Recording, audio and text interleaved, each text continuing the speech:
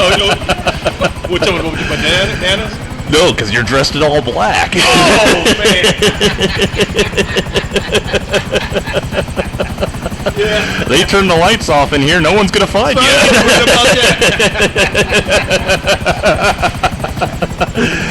Dolphin die 5-5. Yeah, you know. Yeah.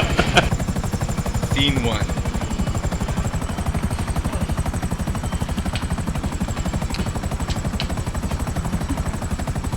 He's in character. It was excellent. Keep going. Okay. Maybe skip to the third act. That's a good one. So the ending scene. This is. All right, if I go take a leak real quick, I'll be right back. What are you trying to do? Yeah.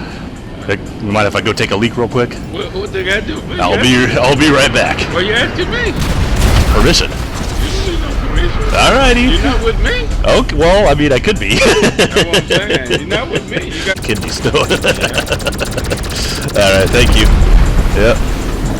Meet me at the front before you head out. Oh, okay. Yeah, it's live action. And you're gonna be under pressure. Lots of pressure.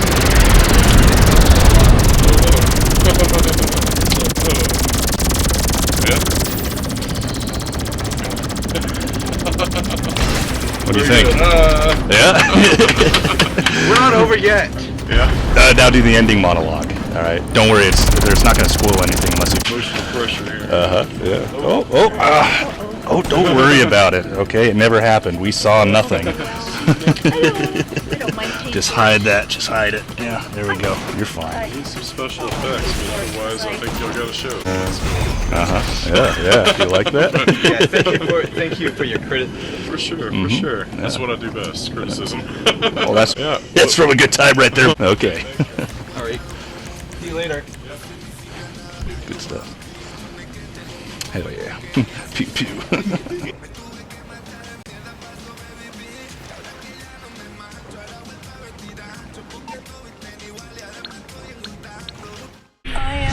Well, slip me an oxy, aren't you looking foxy?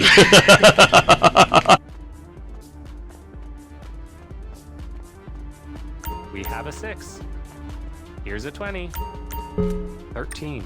2000s, where we saw the leadership of each gang begin to crumble. We of course took a brief look at the 2004 crackdown on the Black Disciples that saw their then leader, Marvel Thompson, indicted and taken off the street along with 41 other senior BD. Their block became the most deadly in America. Thanks for playing.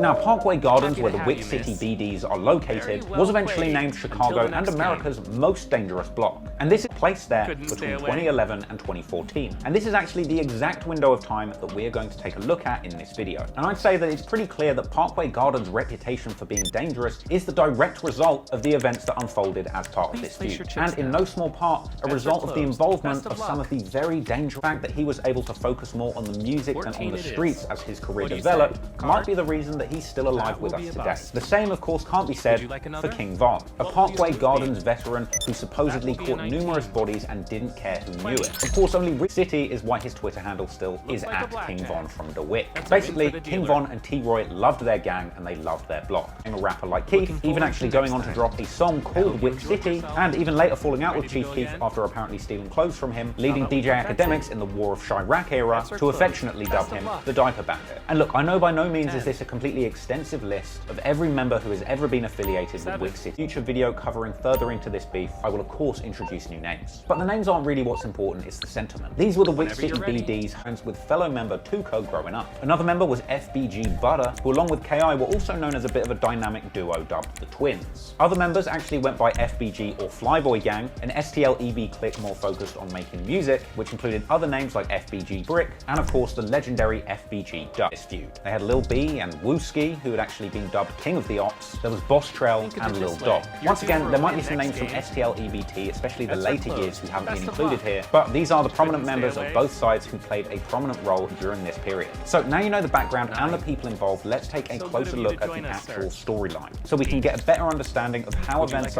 through bloodshed between these groups back to one pivotal moment, also known as Ty, a BD who was gunned down in May 2009 being just 17 years old. Ty was shot multiple times just before 10 p.m. on the 6500 block of 25th 2010. Reezy was found shot in the back after the police broke up an enormous fight near 64th Street and South King Drive. Reezy was later pronounced dead at the hospital. Now, there's been a lot of speculation over who committed this crime, but nothing can lead the scene in a vehicle. Once again, it was unclear exactly who committed this crime, but intense speculation has suggested that it will certainly be proven, but it's likely that there were retaliations between Wick City and STL EBT in the months that followed. And this would lead us to January 2011.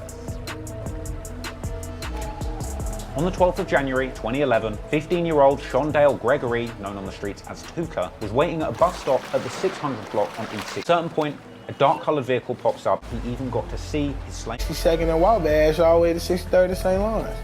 Shake them right there on the floor. You know how that shit go, broke right down. Tuka had unfortunately passed away on the scene before paramedics had arrived, and it's not entirely clear who was responsible for the death of Tuka. As previously discussed, TYMB members were hell-bent on avenging their friend Ty by taking out an STL EBT member. Meanwhile, Wick City members wanted revenge for what had happened to Reezy. But regardless, ultimately Tuka paid his price for his STL EBT affiliation. In response to this tragic loss, STL EBT withdrew retaliation, and in the face of an intense desire from Tukaville to avenge their fallen brother, soon emerged an intense desire to disrespect Tuka from the BD side. As you may well know, Tuka's name has been endless, that they were smoking Tuka out of respect for him, a nod to the old story that Tupac's crew, the Outlaws, smoked his ashes in a blunt after he died. But the BD ops from Wick City immediately decided to flip this and start making fun of Tukaville. The most immediate and iconic diss, of course, was Chief Keef's song 300, where he says "fuck Tuka gang," and from here other members continued the disrespect. Tuka, what I'm smoking on, shut down, oh my bitch, do I see your brain, what up for your block, But beyond simple shit talking on social media, behind the scenes a demon was lurking in the shadows. Because as we mentioned briefly earlier, one of Tuka's closest friends growing up was a young girl named K.I. But you might know her better as the young girl who became a teenage assassin, supposedly racking up 17 bodies by 17. Story goes, it was the death of Tuka that actually turned K.I. into a cold-blooded killer. Apparently coached in shooting by her cousin, fellow Tukaville GD boss, the first victim of teenage Tukaville assassin K.I. And one of the people pushing these rumors was of course Lil J, who had apparently shared the following image along with a caption saying "shout out to them twins that made O-Block," referring to FBG Butter and K.I. However, for the record, no one has been convicted of this crime and there was never any proof tying K.I. or Butter to the killing of O.D. Perry. Well, actually, many years later, a Freedom of Information request did reveal that the cops did officially name K.I. and Bostrel as subjects on the report. This came after an unnamed informant named them as the shooters in 2016. Years after they had passed. But let's just assume for 1 second, based on the reputation that K.I. has when she passed, that a 14-year-old girl from Tuka getting her the respect of the entire gang leads me to believe that it's absolutely no surprise that from this point she would go on to build a feared reputation as a complete demon of a shooter for Tukaville, quickly becoming a feared figure in the entire Chicago gang. Tell from this story that is so crazy it's like something straight out of a Hollywood movie. It's actually rumored that there was a huge 357 or 44 Magnum that O.D. Perry was known for flexing. Story goes he had this on him when he was taken out, with K.I. apparently taking the goat, seemingly as a trophy on social media. Whether or not this is exactly how this situation went down, we'll probably never know for sure. But at least just for her alleged involvement in the hit that made O-Block O-Block, K.I. got a big reputation in Tukaville and will begin to make moves in numerous beefs that stretch far beyond just O-Block. In some ways it seemed like she got addicted to shooting and killing, but a lot of her story isn't really relevant to this feud, so some of those details are definitely for another day. But what we do know for sure is that what followed the killing of O.D. Perry was a bloodbath of tit-for-tat violence between O-Block and Tukaville that would last nearly 2 years.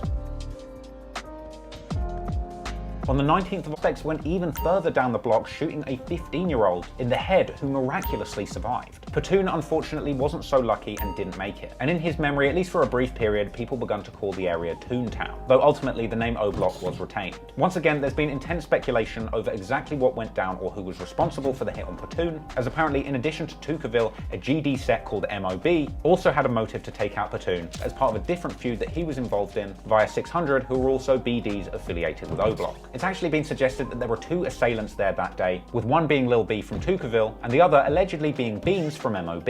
It's also been said by many that Wooski from Tucaville was involved in this. And I'll be honest, when I started this video, I said to myself, I don't want to be accusing people of killings that they haven't been convicted for, especially if they're still alive. But hell, I googled who killed Platoon, and even Google featured snippets of snitching on Wooski. I couldn't believe that. Many people over on r/Chiracology on Reddit have suggested in the past that Wooski had something to do with this, with others writing it off as complete internet cap. Right now, no one has been convicted of the slaying of Platoon, and the really sad thing is that after the loss of such a beloved O Block member, it wouldn't take them long to lose yet another.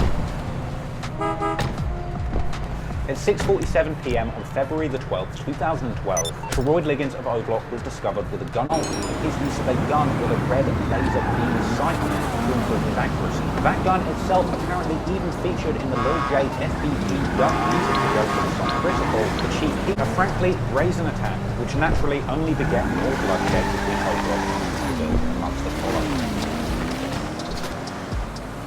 On the 28th of April, 2012, an hour of being discovered, that he was out trying to catch more bodies so that he could catch up with fellow O Block shooters. So the story goes that when the O Block shooters went out, they spotted him around 9:13 in the morning, opening fire and hitting him behind, down in an alley on the 600 block of West Lake 3rd Street, keeping shots in the back of the head. Now, in case you couldn't tell, the location of the shooting is a long way from O Block and Tucaville, and well away from Tucaville with the promise of meeting a girl, but when he arrived, BT was shot in the head and left for dead. His grandmother said the identity of the shooter is not secret, but no witnesses were willing to step up. He didn't actually come claiming that he hopped over a fence and then pointed his pistol at them, leading them to tase Lil B and shoot him multiple times, leaving him dead. After Lil B's passing, Platoon, many taking this as confirmation that it was indeed Lil B who was involved in the shooting. From here, Tucaville and O Block would continue to wage war back and forth into the years that followed. However, the dynamic would change though. Obviously, as you may already know, King Von was taken off